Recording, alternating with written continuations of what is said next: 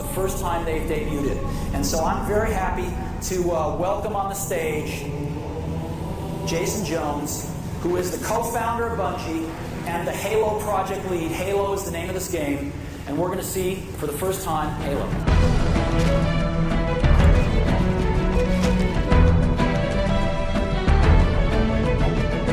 In 2001, Bungie released Halo Combat Evolved, forever ruining my life. I've sung its praises before on this channel. In my eyes, it's a perfect video game that can do no wrong and has no business being remade.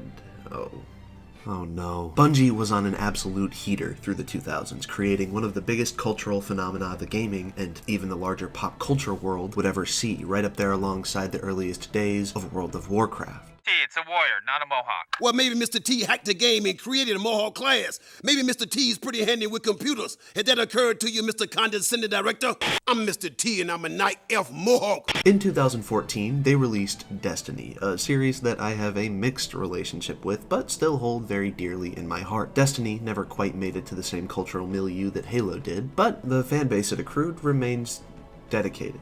Oh. Fuck. Now it's 2026, and Bungie is hot off the presses with the revitalization of an IP older than 90% of the people currently playing it. Marathon.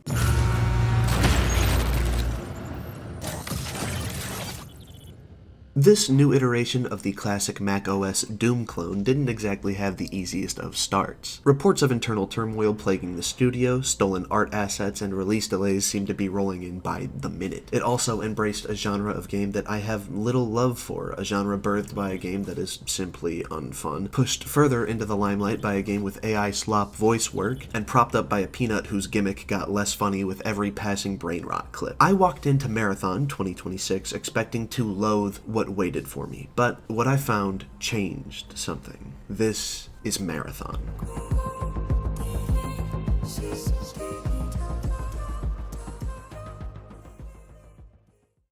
Let's start off with extraction shooters. The basic concept of an extraction shooter is this. Players are set loose onto maps with any number of goals. Some are there to loot materials for currency or crafting. Others are there to expand their arsenal. Players could be there to complete quests for faction leaders. And some are there simply to quell their bloodlust. No sulfurs for you? What you gonna do, bitch, huh?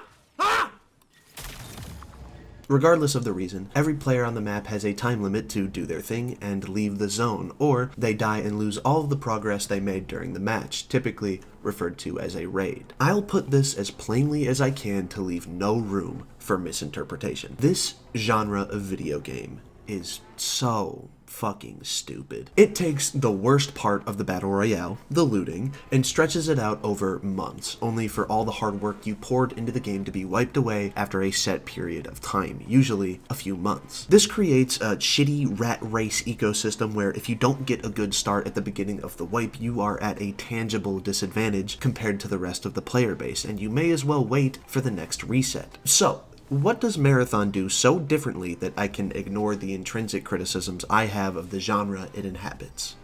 Well, nothing. Really. Marathon's strengths don't lie in what it's doing to rewrite the rules of extraction shooters. It follows the same rules. It lives and dies with the same flaws. Marathon doesn't set out to fix the genre. Rather, it sets out to slather this genre with something it's been missing direly. The guns, the character designs, the world and architecture, colors, enemies, animations, the feedback of every shot taken, the strange and unknowable forces permeating this world we're all stepping into for the first time in decades. It's surreal, it's weird, and unforgiving. This game gives the extraction shooter genre a healthy dose of sauce. My favorite thing about Marathon so far is its identity. Its contemporaries draw inspiration from shit we've seen 300 times over. Military shooter. Ooh, haven't fucking seen that before. Third-person post-apocalypse. It's like I've discovered a brand new world, only I've discovered it in the same way Christopher Columbus discovered shit. Marathon is distinctly, unapologetically itself. The inspiration for its visual identity is drawn primarily from a graphic style called graphic realism. In this context, a look that blends believable proportions and implying underlying functionality with bold, clearly defined shapes and colors. The world feels designed, rather than generically gritty. You could scour the current landscape of newly released video games for days, and you'd find very little that looks the way Marathon looks. It is unafraid to be something no one else is. But is that enough to make it a good game?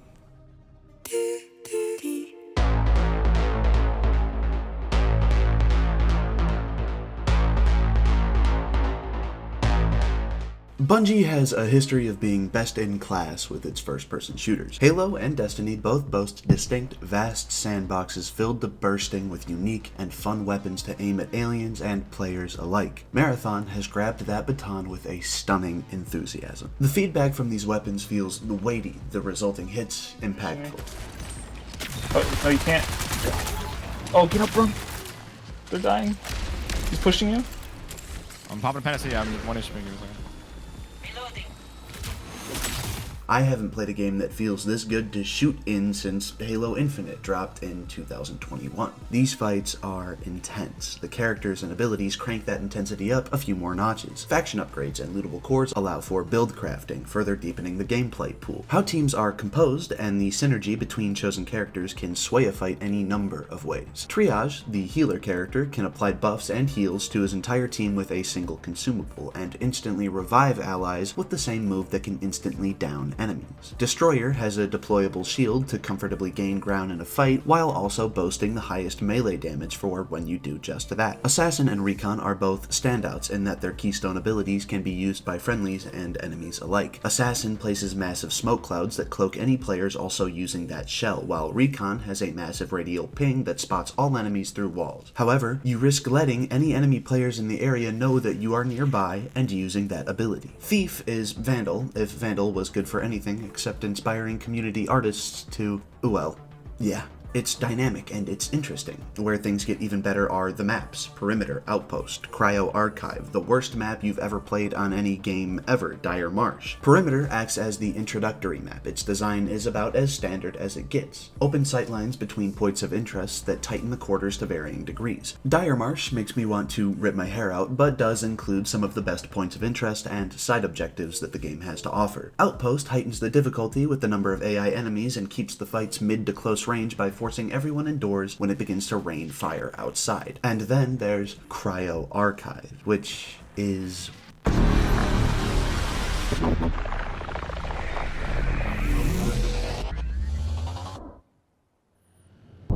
The marathon is waiting, and it grows impatient.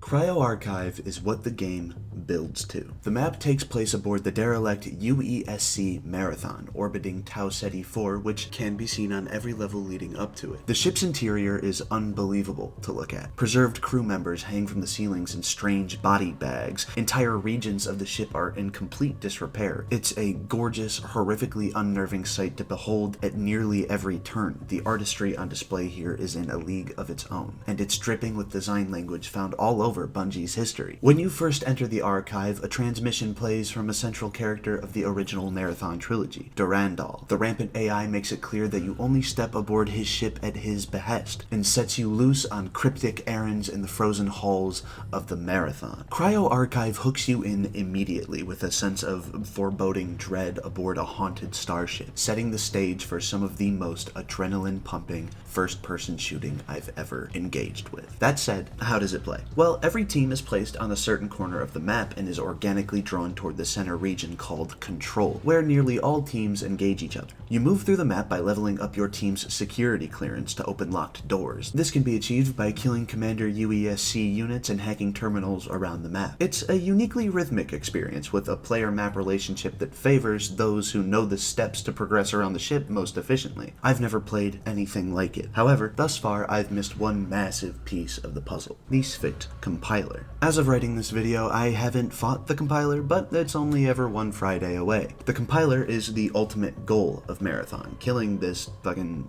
thing grants you the most valuable loot in the game and a cute little cosmetic for whichever shell you put it in the ground with. Getting to the compiler requires incredible effort spread across multiple successful runs of Cryo Archive, untangling the intricate maze of the marathon, creating a freakishly difficult endeavor to see the boss before you even get a crack at him. This is all really cool, and I dig it, sure, but you saw the title.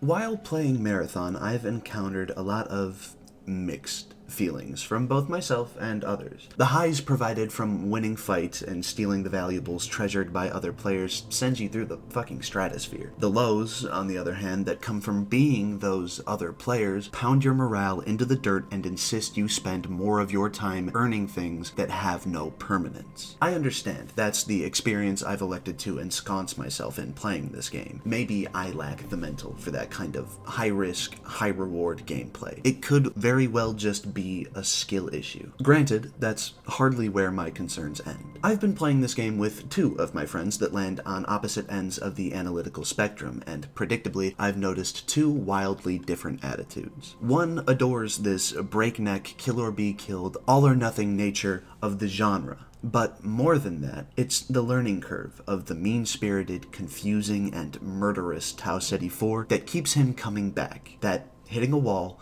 losing your prized weapon and purple shield knowing there was a near infinite amount of ways to avoid your death, then dusting yourself off and trying again because the game is just that fun to play, to succeed in. The other sees something else entirely, an elaborate collection of mechanics, tools, and themes that, when put together the right way, could equal something unrivaled. A cerebral story about digitizing the human mind, being moved from one synthetic body or shell to the next, drowning in an insurmountable lust for personal gain at the expense of others, packaged in a game with the kind of polish and feel that only Bungie could accomplish. Unfortunately, as Marathon stands now, it forgoes the poignant for the vain. Its story and themes are buried beneath a clusterfuck menu and codex entries, or played in cutscenes that land as confusing to the majority of the player base who don't watch hour-plus-long lore videos. I fear that, while what Marathon attempts to say is interesting, it will largely go ignored because that's not what most players are here for. It feels as though Bungie is full throttle on one of their greatest strengths as a studio, and mostly neglecting the other. The strength that brought players to tears in the same package that provided much of what Marathon does and more.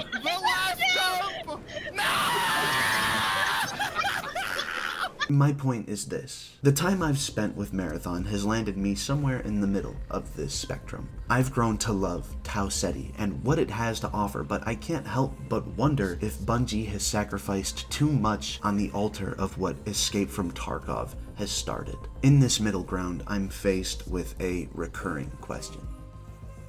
Is this what Bungie needs?